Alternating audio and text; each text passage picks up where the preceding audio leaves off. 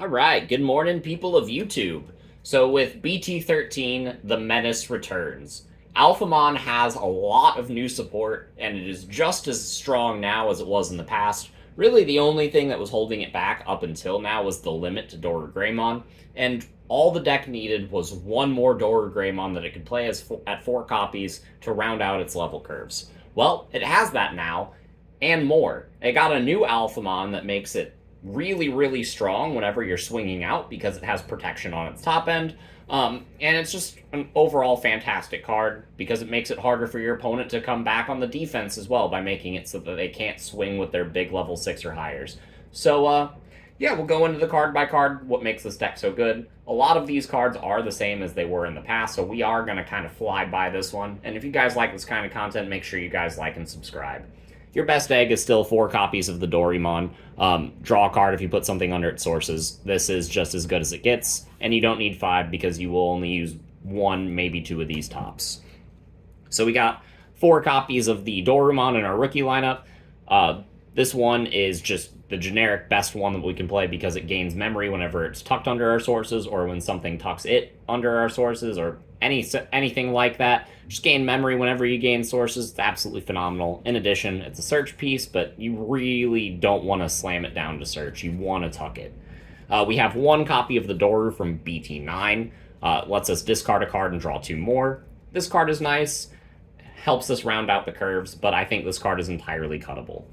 We have 2 copies of Ryudomon. This card lets us search for X antibody pieces as well as an inheritable effect of Decoy. That's kind of nice. It combos pretty well with the new Alphamon because we can make it so that it doesn't leave field, or we can decoy something to it and then make it not leave the field. That's a very niche play, but it does happen. I don't think that this card is that great in your sources. It's mostly here to search our best tamer and some of our combo pieces. And then for our main rookie that we want to be evolving in the back, we got 4 copies of Sunariza. I am really on this bandwagon because I think that if you have an Alphamon that's swinging out for 2 attacks at multiple checks in order to win the game, that's the best way that this deck can kind of play. Because if you go into your big Oryukin and you're not killing them and your opponent claps you back, you're really sad because you spent all of your resources getting there. So I do want to make sure that I have enough security attack up in order to win the game, and Sunariza really checks that box for me. There are some matchups that I will straight up mulligan if I don't get this card in my opening hand, because it is that important to your gameplay.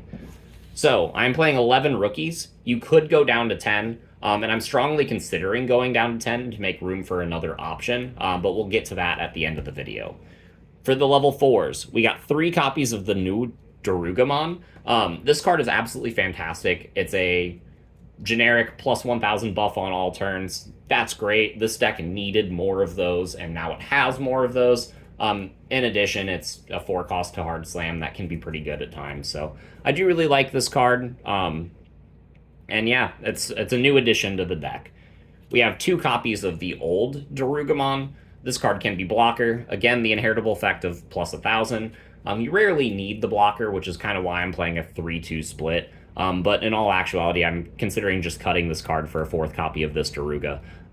Because they're both 5000 DP, it's just this card is ultimately more expensive. And then we have, for the last level 4 copies of Dex Doruga. This card is really important because it gives our Alphamon stack blocker and retaliation. So if we need to evolve up so that we're also digging for pieces in the meantime, or if we're going to go into the Alphamon and be forced to pass turn, since it's going to have protection anyway, you want it to have blocker retal, so that way you can prevent your opponent from kind of doing anything on their end. And this is your main means to get blocker throughout the deck. So I do really like this card. It also triggers Cool Boy. It's the main card that you're waiting for whenever you're popping off if you don't have all of your other pieces. So for the level 5s, we got 1 of the limited Dorugreymon, obviously. Sec attack up, gives you protection. This card was limited for a reason. We got 4 copies of the new one.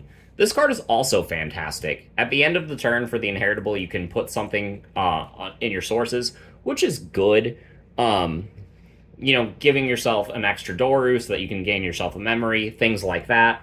And then its Wind Digivolving effect Lets you reveal 3 cards from the top of your deck. You place an X antibody card as this card's bottom Digivolution card, and if a card is placed by this effect, DP can't be reduced until the end of your opponent's turn. You trash the rest of the cards you revealed.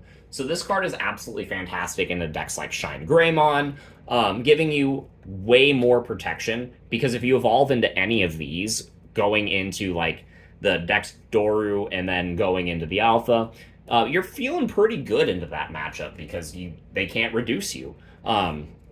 And I absolutely love that. We do have cards to keep them from reducing us further on in the game, since these are only the turn that we are digivolving on top of them. But having 5 ultimates that effectively give us protection is really what this deck wants. We are playing 2 copies of Dex Dorugreymon. This card's important for removing floodgates, things like memory deniers. But this deck has ways to do that anyway. I think this card you could bump up if you run into a lot of those, but people have started to cut those cards from their decks anyway, just because of how poppable they are in this format. And this is one of the cards that helps you remove them. So it is necessary that you do play at least 2 copies of this card. I think 2 is the bare minimum. But if you start seeing more memory floodgates, this is an adaptation you can make as the format progresses. You can definitely go up on this card if that is required. Especially if like Alliance Bunnies become a thing, or people start playing Madoki Betamon and their Blue Flare, things like that. So we have, for our level 6s, we got 2 copies of the new Alphamon. This card is absolutely fantastic. Slows your opponent down by making their 10 cost or higher not able to attack. This card has protection, like I've been saying. And this card is a card that you could bump up to 3. The only downside to this card is the 4 cost to evolve into, which can make it past turn sometimes whenever you're going into this. So you do want a couple copies of Alphamon that are 3 cost to evolve into as well. And I'm only playing 4 Alphamon in my list, so I felt like the 2-2 split was good for me. So for the remaining alphas, I am playing 1 copy of the Bt9 Alphamon and 1 copy of the Bt6 Alphamon. So the Bt6 Alphamon is definitely an interesting choice. It can, whenever it's hitting security, it goes to your hand and then stuns their board if there's a Royal Knight or an X antibody card in play, which is usually going to happen. But whenever you're swinging with this card, you can make it bigger, which would trigger Sunariza, just by paying memory, and if it lives the swing, then you're gaining memory back. Off of the Dorugreymon, you're basically guaranteeing that this card is living the swing, and with cards like Breath of the Gods, you can further ensure that. So I feel like this is a really good inclusion. Plus, combined with Breath of the Gods, you have a couple different security options that your opponent can swing into. Like, let's say if they're playing Royal Knights, that would just straight up end their Omnimon push and prevent them from winning the game. And then you can just clap them back. I do really like this card. It rounds out some ratios. And I really feel like the Bt9 Alphamon is only necessary in matchups like Machinedramon and Greymon, especially Black War or Gaio. That those variants of Greymon, you can just kind of de-digivolve them and then not really worry about what they're going to do next. And it is necessary as at least a one of. I just see a lot of people not playing the Bt6 Alpha and just playing more copies of the Bt9.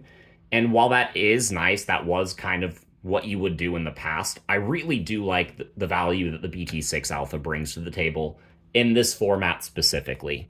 So those are my 4 Alphamons. We are playing 3 copies of Oryu as well. This card gives us extra attacks under our Alphamon stack. It's a main combo piece, and that's the main thing we're using it for. However, if you are in a pinch, you can use this to blow up a bunch of bodies and play with its other effects, because it does have those. Most of the ultimates in the format are 7 cost or less, so you can blow up things like Mach Galgamon, Rise Greymon, things of that nature, and this is a really, really good card into matchups like those.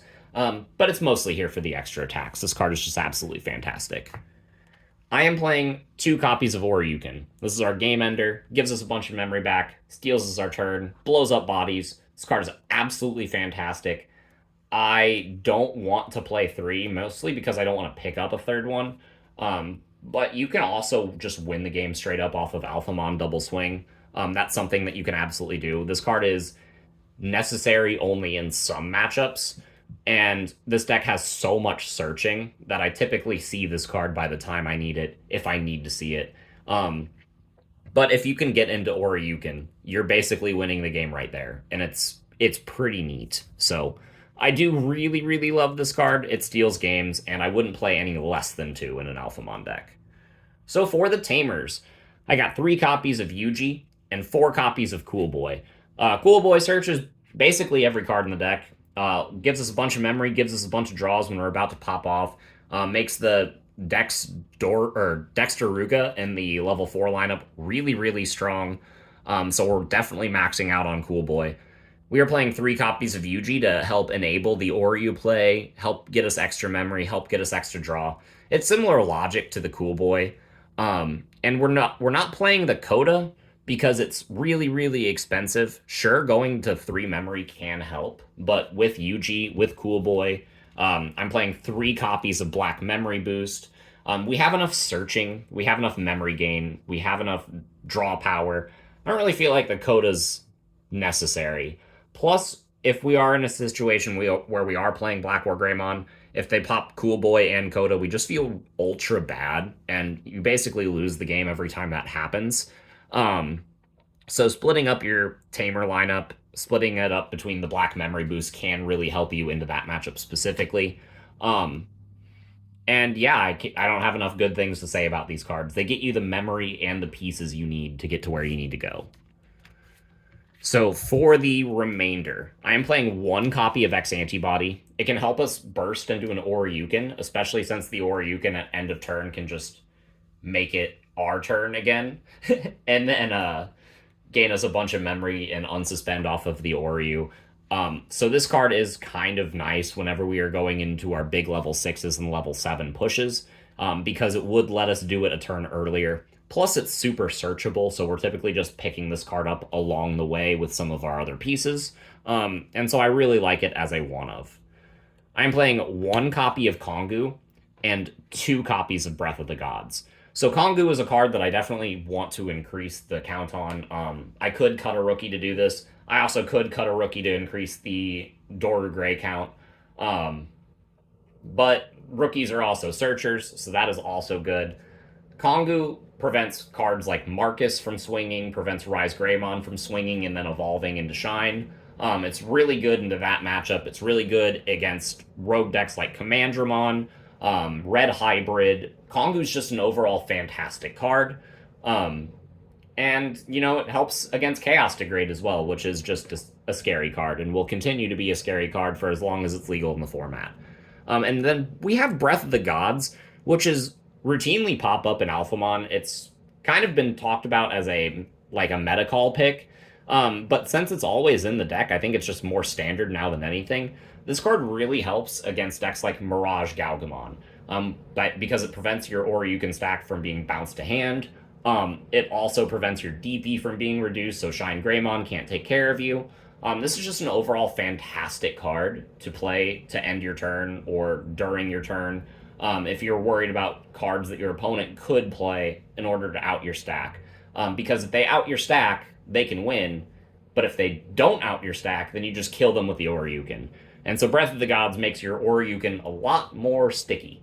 Plus, if they hit this card in security and they're playing something like Royal Knights, like I said earlier, it just straight up ends their turn, which is fantastic. Like, this card plus the BT6 Alpha gives me 3 options to hit this card or hit this style of effect in my security.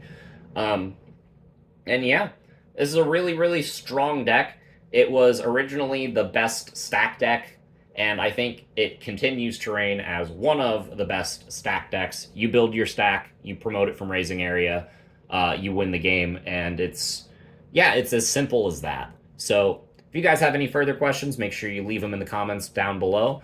But we will see you all in the next video. Bye, everyone.